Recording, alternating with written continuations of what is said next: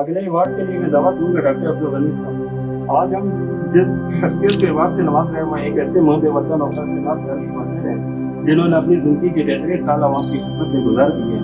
Emergency میں اپنی ذمہ داریاں نبھائیں اور سول ہاسپٹل میں 2016 سے 2018 تک انہوں نے کلین اسران نوابی کوئٹہ اور کوئٹہ کے تمام دور دراز علاقوں میں خدمات سر انجام دی. یہ 2020 سے 2018 تک DHU کے صدر بھی رہے اور کووڈ میں ان کی خدمات کو حکومتی سطح پہ بھی سراہا گیا.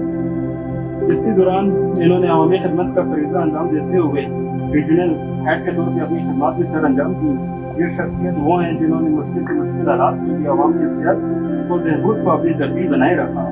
چاہے ایمرجنسی ہو، دیہی علاقہ ہو، کروڑوں کا بحران ہو یا سیکریٹ کی ذمہ داریاں ہوں، انہوں نے ہمیشہ دیانتداری، لگن اور ہمدردی کے ساتھ اپنے فرائض سر انجام دیے.